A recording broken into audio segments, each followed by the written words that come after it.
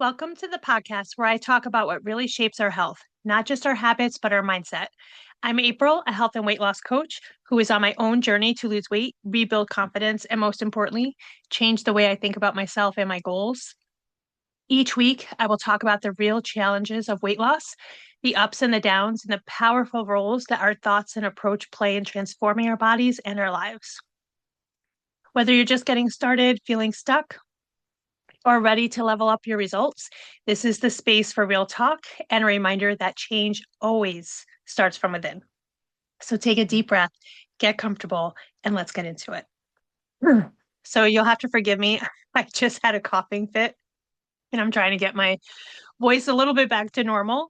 But I want to talk about in this podcast end of year reflection and how we want to look at it beyond weight loss, beyond weight gain.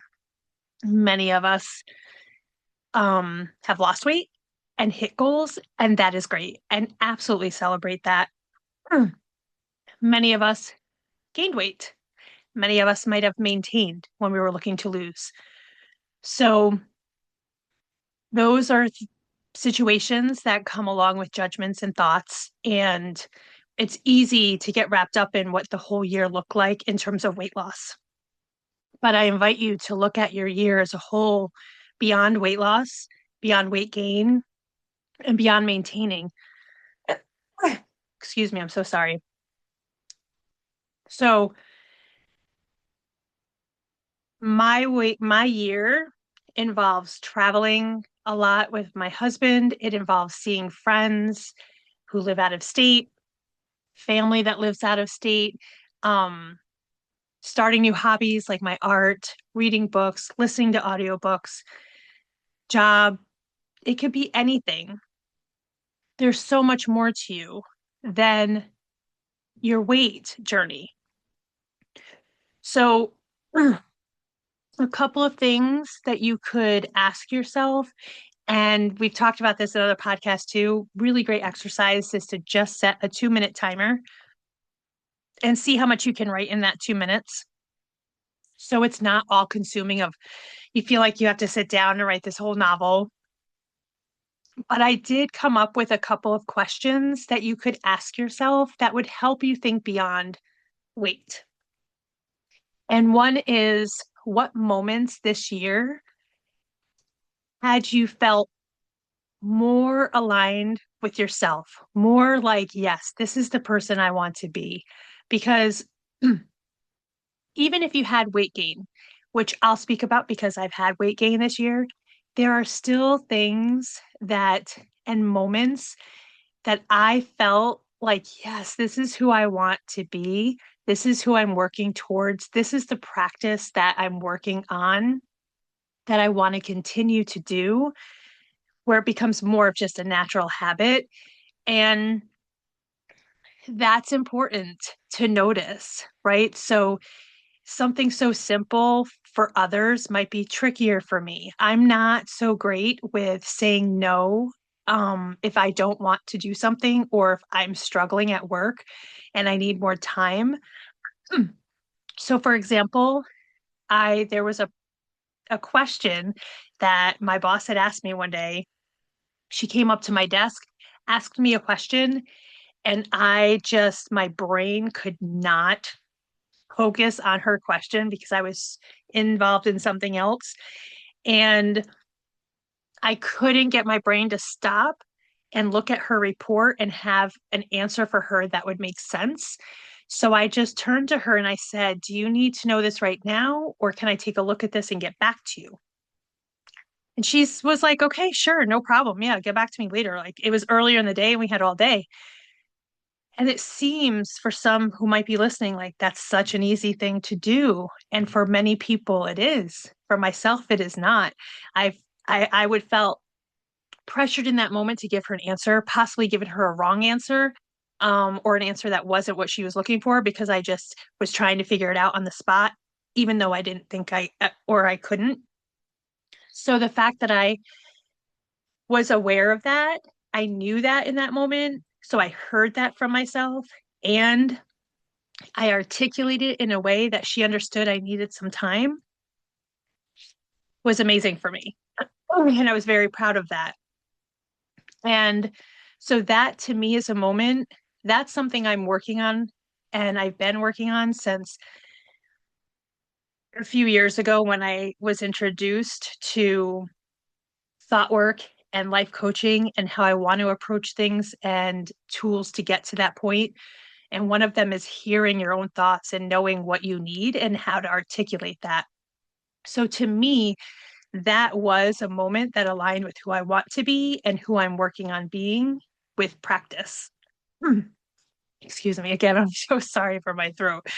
But another question, great question to write about is what challenge taught you something important about yourself? That's could be the same answer because it was a challenge that taught me. And I realized I'm getting stronger with that and I'm hearing myself more.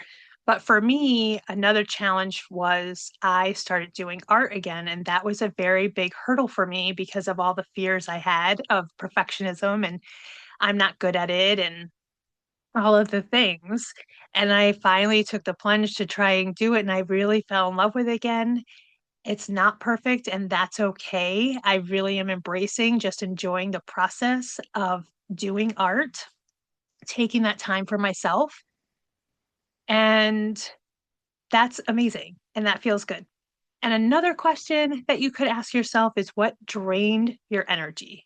So, what didn't feel good? Like if you tried to do something and by the end of it, you just felt exhausted and not good within it. For example, for me, it was becoming very draining for me to try to wake up in the morning and go outside in the cold and the darkness and feel comfortable with that. So I adjusted and I said, okay, the mornings are not working for me in the winter. I'm not feeling good with that. My body's not feeling good with that. I wasn't feeling rested and I was feeling stressed out. And I was also feeling disappointed because I wasn't following through on it. So maybe for this season, I need to readjust things. And then I changed walks to the afternoon during my lunch. And sometimes I've done it after work if I didn't do it at lunch. And I talked about that last podcast as well, setting up other alternatives and plans if you don't follow through with the first one. And lastly, another question that's really great is to follow up to that is what restored your energy? What made you feel good? What left your day feeling like I did that?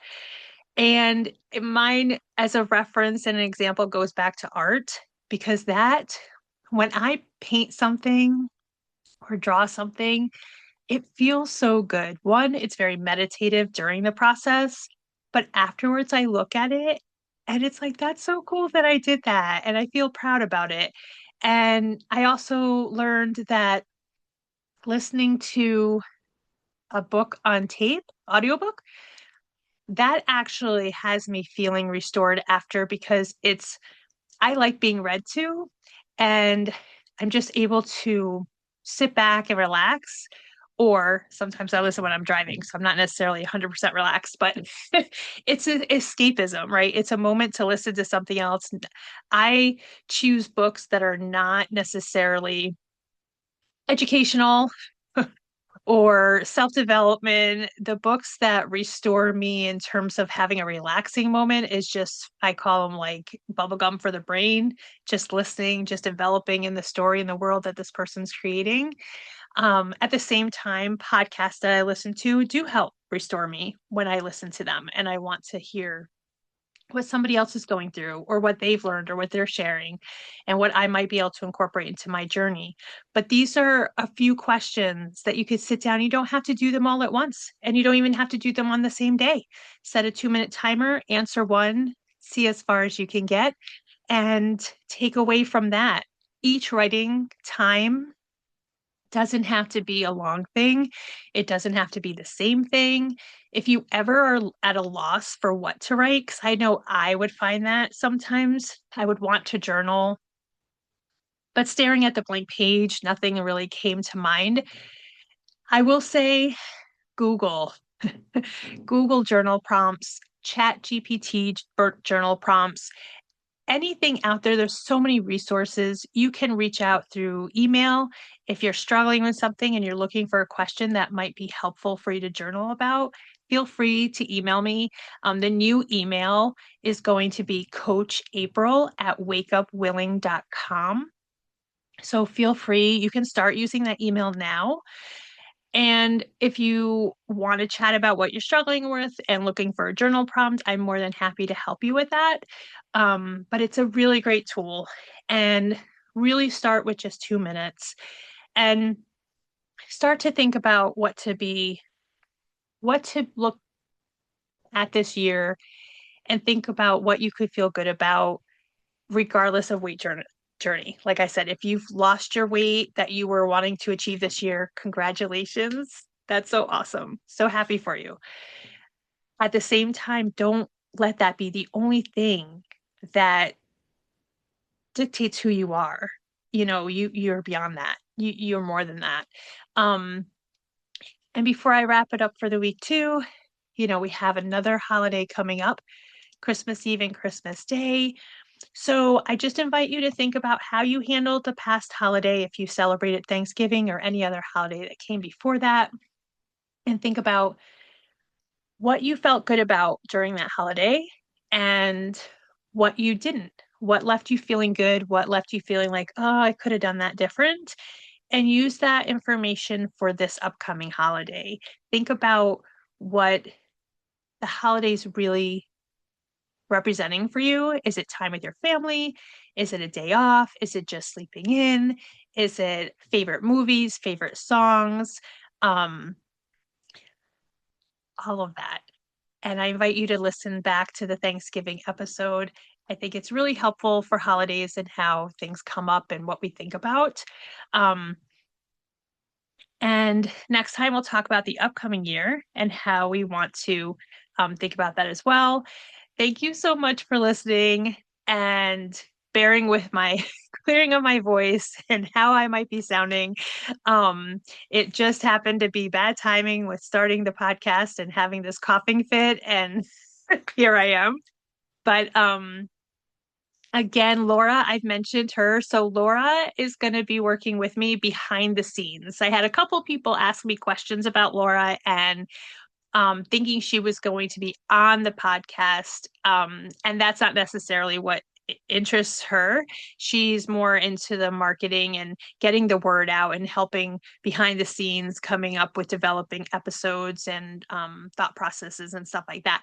But I'm super excited for her input, and I think she's going to be really awesome to work with in that capacity. So, looking forward to 2026. And as always, I will see you next week for another conversation to keep us all moving forward. And please remember, wake up willing to do something that feels good to you. Bye.